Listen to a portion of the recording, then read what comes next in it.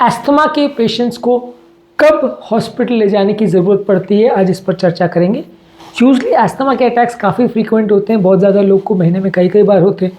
अब ऑब्वियसली हर बार हर पेशेंट को अस्थमा के अटैक के लिए आप हॉस्पिटल नहीं ले जा सकते, क्योंकि कई बार थोड़ा बहुत इनहेलर लेने से या घर पर भाप लेने से पेशेंट ठीक हो जाता है।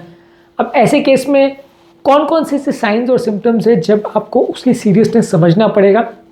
और पेशेंट को हॉस्पिटल ले जाना पड़ेगा।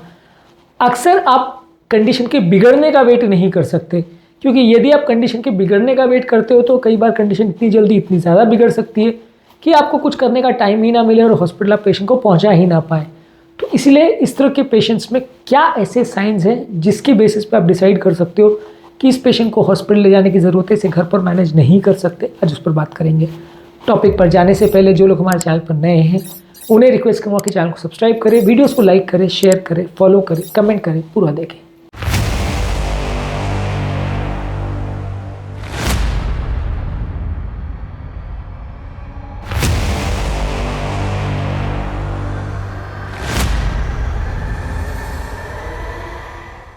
यदि किसी व्यक्ति को बहुत ज़्यादा सांस लेने में तकलीफ हो रही है और वो घर पर किए जाने वाले प्राइमरी इनहेलर से या नेबुलाइजर से जो रिस्पॉन्स किया जा रहा है उससे रिस्पॉन्ड नहीं कर रहा है, तो इसका मतलब वो अस्थमा का अटैक बहुत ज़्यादा सीवियर है और उसको हॉस्पिटल ले जाना पड़ेगा। अब कैसे पता चले कि अटैक सीवियर है कि माइल्ड है और ब्रीदिंग डिफ़िकल्टी बहुत ज़्यादा है कि माइल्ड है।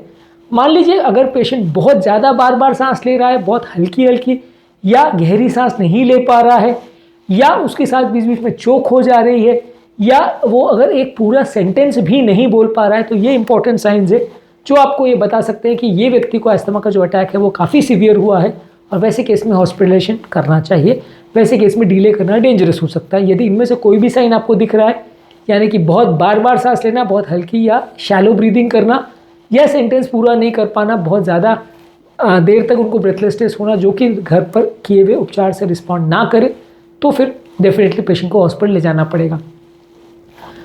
इंपॉर्टेंट चीज़ ये है कि अगर मेडिसिन देने के बाद भी 2-4 मिनट 5 मिनट वेट करने के बावजूद भी, एक बार 2 बार इनहेलर देने के बावजूद भी, भाप देने के बावजूद भी, यदि अगर पेशेंट की कंडीशन बिगड़ते जा रही है और उसकी सांस की कंडीशन जैसे आधे घंटे पहले थी उससे भी बिगड़ते जा रही है, तो डेफिनेटली आपको पेशेंट को हॉस्पिटल ले जाना पड़ेगा। नहीं तो और ज़्यादा डिले करने में पेशेंट को रेस्पिरेटरी अरेस्ट हो सकता है, जान जा सकती है। तो वैसे केस में जब पेशेंट की श्वास की कंडीशन बिगड़ रही है और दवाओं से कोई रिस्पॉन्स नहीं हो रहा और 15 मिनट या 20 मिनट या आधा घंटा पहले जो हालत थी उससे अभी और बिगड़ गई है,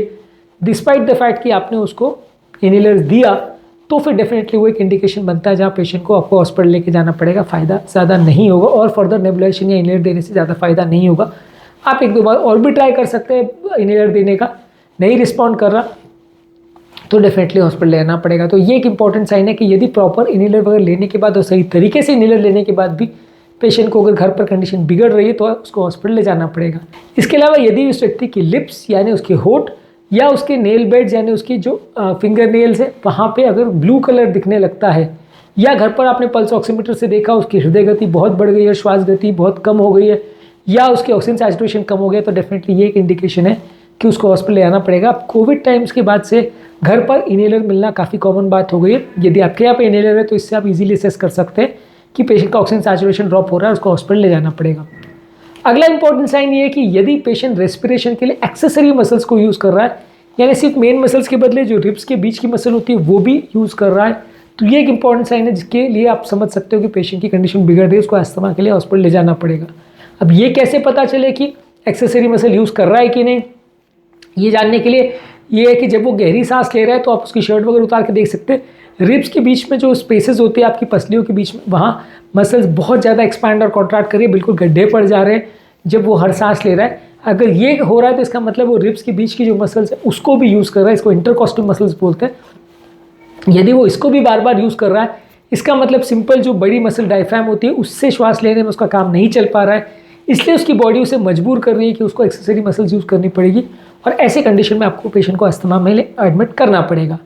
इसके अलावा यदि पेशेंट का मानसिक संतुलन बिगड़ रहा है, वो अनकॉन्शियस हो रहा है, ड्राउजी हो रहा है, बात नहीं कर पा रहा है, समझ नहीं पा रहा,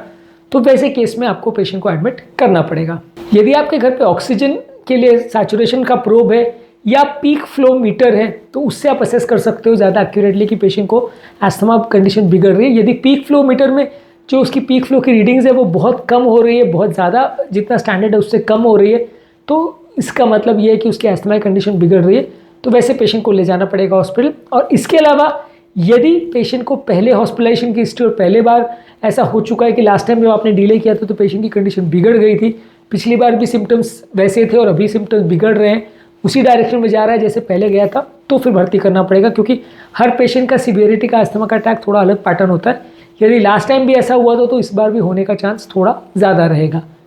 इसके अलावा यदि आपको अगर ज़्यादा सीवियरिटी का प्रॉब्लम है और घर पर सारी चीज़ें अवेलेबल नहीं है, जिससे अगर आपको घर पर अस्थमा मैनेज करना आसान हो जाएगा, या ऑक्सीजन सिलेंडर अवेलेबल नहीं है, घर पर नेबुलाइजर अवेलेबल नहीं है, नेबुलाइजर में दवा अवेलेबल नहीं है, इनहेलर्स प्रॉपर अवेलेबल नहीं है, स्टेरॉइड्स के इंजेक्शन यूज़ होते हैं, वो सारी चीज़ें अवेलेबल नहीं है, मॉनिटरिंग की कोई खास सुविधा नहीं है, तो ऑब्वियसली ऐसे केसेस में आपको हॉस्पिटल ले जाना पड़ेगा। वैसे देखिए ज़्यादातर इस तरह की चीज़ें घर पर अवेलेबल नहीं होती है, पर एटलीस्ट इनहेलर, नेबुलाइजर, थोड़ी बहुत मॉनिटरिंग की फैसिलिटी, और काफ़ी केसेस में ऑक्सीजन के सिलेंडर भी काफ़ी लोग रखते हैं घर पर। यदि ये चीज़ें हैं तो मे बी आप हॉस्पिटलाइजेशन को थोड़ा डिले कर सकते हैं, पर ज़्यादातर केस में अगर ये सिंपल नेबुलाइजर और इनहेलर यूज़ करने के बाद पेशेंट को राहत नहीं मिल रही है और कंडीशन अगर बिगड़ती लग रही है, तो वैसे पेशेंट में डेफिनेटली पेशेंट को भर्ती करना पड़ेगा। वैसे पेशेंट में हॉस्पिटलाइजेशन को डिले करना घातक हो सकता है, जानलेवा हो सकता है। तो आज के टॉपिक में हमने बात करी कि अस्थमा के अटैक के दौरान कब पेशेंट को हमें हॉस्पिटल में भर्ती करना चाहिए, क्योंकि ऑब्वियसली हर पेशेंट को भर्ती करना पॉसिबल नहीं होता, तो कब कब ऐसा है, कौन कौन से साइन से हम समझ सकते हैं कि पेशेंट को भर्ती करने की आवश्यकता है और उसमें डिले करने से क्यों प्रॉब्लम्स हो सकती हैं, इस पर आज हमने चर्चा करी। उम्मीद करूँगा कि आज के टॉपिक में कुछ नई बातें जानने को मिली होगी। जो लोग हमारे चैनल पर नए हैं उन्हें रिक्वेस्ट करूँगा कि चैनल को सब्सक्राइब करें, वीडियोज़ को लाइक करें, शेयर करें, फॉलो करें, कमेंट करें, पूरा देखें।